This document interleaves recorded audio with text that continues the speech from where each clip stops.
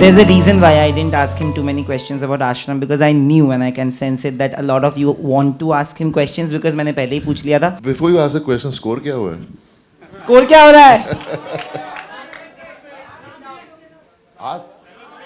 7 wicket. 7 wicket down? 187. Oh, we are winning. It's fine. Great. चलो अभी पूछ सकते हो. हेलो सर, मेरा नाम है ओम चौधरी. सर मेरा सवाल ये है कि आपने जितनी भी फिल्म की हैं या करते हैं, चाहे हमराज हो, अपने हो या कोई भी फिल्म हो, तो उनके रोल्स होते हैं या जो कैरेक्टर होते हैं उसकी आप तैयारी या प्रोसेस आप कैसे करते हैं, और जब आप सेट पर जाते हैं तो शॉट होने से पहले भी आप किस तरह की तैयारी करते हैं, मैं ये जानना चाह रहा हूँ. एज एन एक्टर मैं ये पूछना चाह रहा हूँ. मैं एक्चुअली क्या है कि उस वक्त ना जब मैंने करियर शुरू किया था और ये जितनी भी फिल्मों के नाम लिया आपने, उस वक्त डायलॉग्स कभी मिलते नहीं थे टाइम पर. वो जिस दिन शूटिंग पे जाओ तो उसी दिन सुबह आप वेट करो डायलॉग्स कब आएंगे, तो कभी वो चांस ही नहीं मिलता था कि कितना प्रिपेयर कर सको. लेकिन आपको कहानी मालूम थी तो दिमाग में मेरे वही रहता था कि मेरा कैरेक्टर ऐसा है. और मैं बहुत स्पॉन्टेनियस था. मैं जब मैं सेट पे होता था, जब कोई सीन करता था तो I used to just react to what I felt. और इस तरीके से मैं I've worked, I mean, I've never had some process, but eventually अभी आजकल का ज़माना बदल गया और काफ़ी वर्कशॉप्स करते हैं जो उनको उस वक्त भी करनी चाहिए थी. मैंने शुरुआत में बस एक बार ही वर्कशॉप्स की थी ऐसे करीब फिल्म के लिए. विनोद चोपड़ा के साथ मैं बैठता था हर दिन शाम को और हम लोग सीन्स पढ़ते थे और परफॉर्म करते थे और देखते थे कैसा करना है, क्या होगा. पर उसके बाद में कभी किसी ने कुछ नहीं किया ऐसे. लेकिन it's a great thing that आजकल के बच्चे इतने वो हैं, प्रिपेयर्ड हैं, क्योंकि वो इतनी क्लासेस करते हैं, एक्टिंग सीखते रहते हैं, डिक्शन सीखते रहते हैं और अपने आप को तैयार रखते हैं. तो आजकल ज़माना ऐसा हो गया कि आपको हमेशा तैयार रहना चाहिए. मैंने भी जब मेरा करियर चल नहीं रहा था तो मैं एक फ़िल्म बनाने की कोशिश कर रहा था, लेकिन कोई फंड ही नहीं कर रहा था उस फिल्म को. तो मैंने बोला क्या करूं, मैं ये चल ही जा रहा है, इतने 1 साल हो गया. तो मैंने बोला चलो मैं एक्टिंग क्लासेस करता हूं. तो मैंने भी एक्टिंग क्लासेस की, बिकॉज एज एन एक्टर कितना भी कर लो आप हमेशा सीख रहे होते हो और अपने आप को समझ रहे होते हो. जितना आप अपने आप को समझोगे उतने आप उस इमोशन को समझ पाओगे जो आपके अंदर है. तो उस वक्त ऐसा नहीं था, लेकिन अब मैं ज़्यादा मेहनत करता हूँ शायद, क्योंकि मैंने देखा है फेलियर. और उस वक्त सब कुछ अपने आप चल रहा था, लेकिन अब पता है कि अगर आपको आगे बढ़ना है तो आपको बहुत मेहनत करनी पड़ती है. देवल भाई, मैं संजय रोकड़े हूँ, इंदौर से हूँ, बॉलीवुड म्यूजिक टुडे से.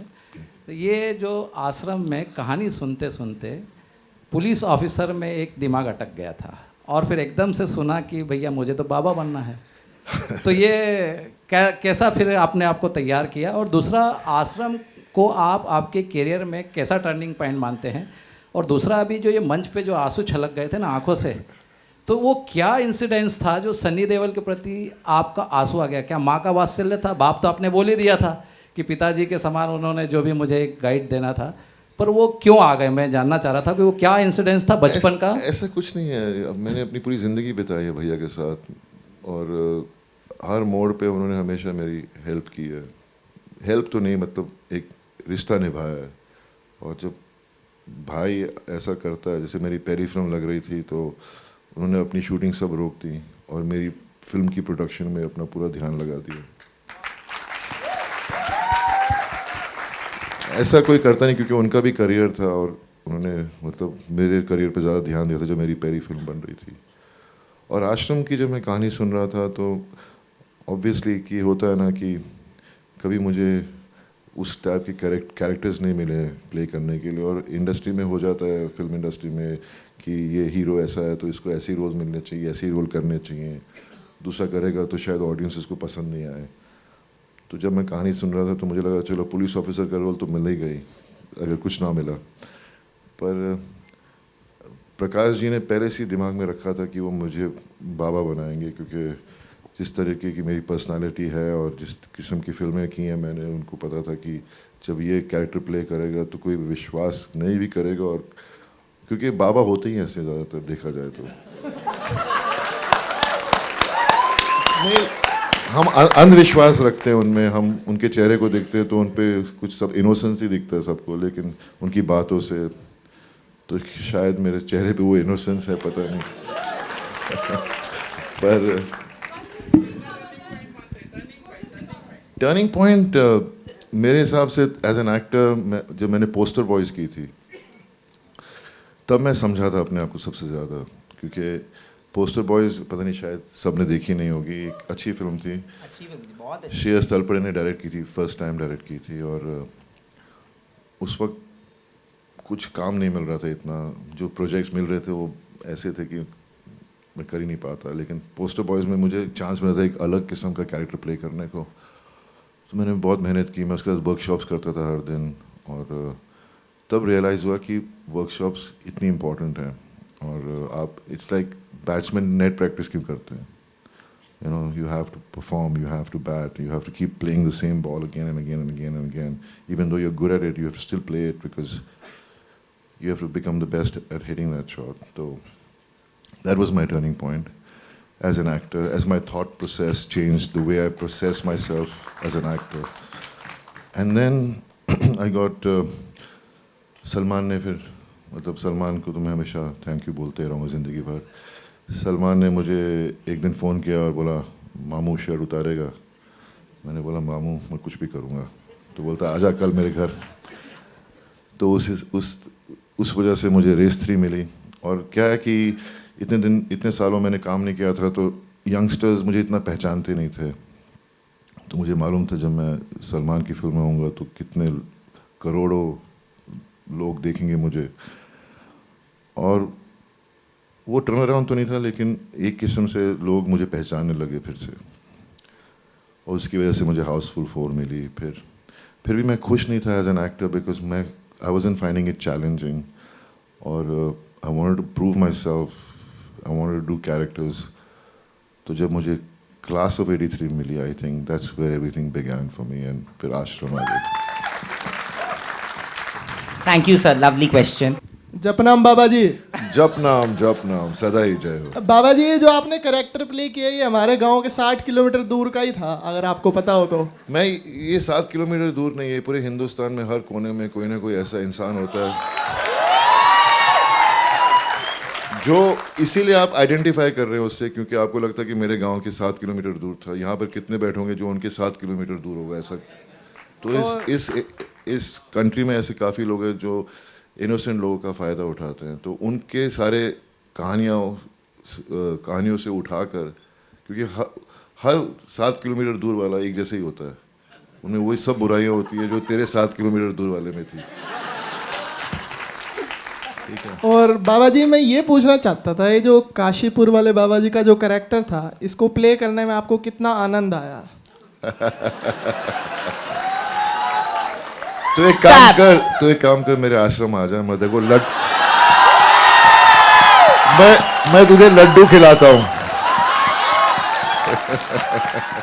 Hi sir, my name is Shrishti Keshri. Hi. I'll ask you a quick question. Which is the most challenging role you have ever played? And the second question is, after Ashram, you are continuously doing a negative roles, like Love Hostel also. So how you prepare for negative character? I think the most challenging time I ever had was doing the film called Dil Lagi with my brother. Because भैया मुझे इतना मतलब he knows me inside out, he knows मुझे हर मेरे रग रग से वाकिफ़ हैं वो, तो उनके सामने जब एक्टिंग करता था तो वो कहते थे नहीं भाभी तू फील नहीं कर रहा, मैंने बोला क्या फील नहीं कर रहा, मैं पक जाता था भैया के। पर इसीलिए मेरे हिसाब से मेरी बेस्ट परफॉर्मेंस आज भी कहता हूँ कि दिल लगी में थी, शायद आप माने या ना माने, लेकिन as an actor I felt that was something I really enjoyed when I saw the film. Negative characters में भी अच्छाई होती है, तो और जब भी मैंने प्ले किए हैं, जैसे मैंने आश्रम भी किया था और बाबा का रोल किया, तो लोगों ने मुझे इतना प्यार दिया, क्योंकि मैं वो दिमाग में रखता हूँ कि एक बुरा इंसान में भी कुछ अच्छा होता है जो लोग पसंद कर सकते हैं और बुरा फील करते हैं कि ये वो अच्छापन क्यों नहीं दिखाता। और लव हॉस्टल में भी मैंने ऐसे ही किया था।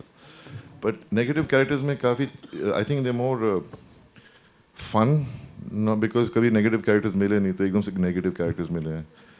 पर प्रिपेयर करना तो हाँ, जब मैं आश्रम कर रहा था तो कभी कभी शुरू में जब मैं शूटिंग से वापस आता था तो I used to feel really disgusted with myself. I used to feel like मैं जब मैं कर रहा था तो आपको अपने दिमाग सोच सब कुछ वो कैरेक्टर प्ले करने के टाइम वो सब ऐसे सोचना पड़ता है, और आप उसमें आपको घिन आती है अपने आप से। लेकिन फिर शाम को आता था और वही एक्टर्स जिनके साथ मैंने वो सीन्स किए, वो हम लोग आउटडोर्स पे थे ज़्यादातर, तो उनके साथ बैठकर खाना खाना, मस्ती करना, मजाक करना, तो फिर मैं बोलते नहीं ये सब ठीक है, मैं वो बन नहीं गया हूँ, उसे मैं प्ले कर रहा हूँ।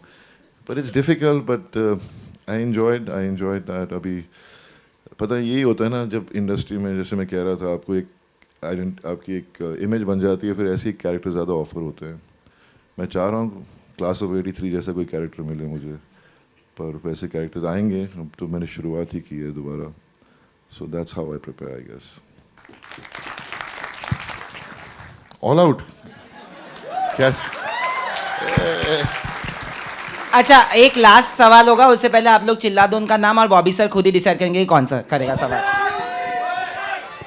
मैं डिसाइड नहीं कर सकता, जो खड़ा होकर क्वेश्चन पूछ ले मैं उसको जवाब दे दूं। बॉबी बेटे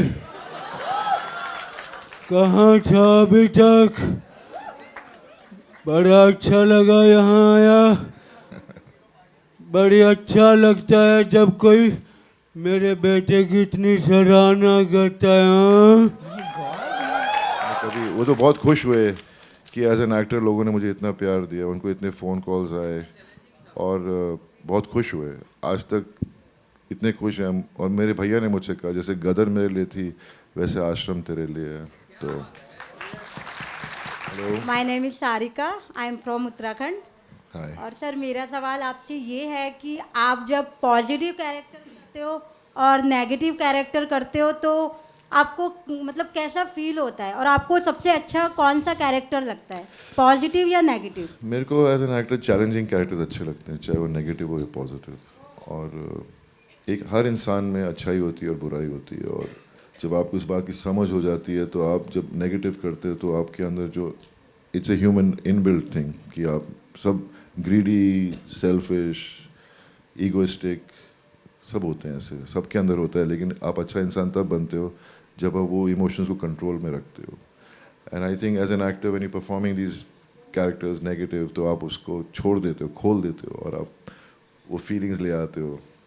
और जब आप अच्छा कैरेक्टर प्ले कर रहे हो तो ज़िंदगी भर आपको अच्छा बनने का शिक्षा मिली है, तो आप उसको दिमाग में रख कर आपके एक्सपीरियंसेस लाइफ में, you know, experiences in life bring a lot of reality to the emotions. I think that's how I kind of perform these acts. I like both negative and positive. Right now I'm dying to do some positive stuff, so I'm hoping that लोग मुझे कुछ strong positive characters दें play करने को. And on that note, this is all that I'll say, that Bobby Deol has been an emotion, is an emotion, and will always remain an emotion. Thank you for doing this. And thank you for being you. No, thank you for being you yourself, man. Every time I met you, you're such a sweetheart.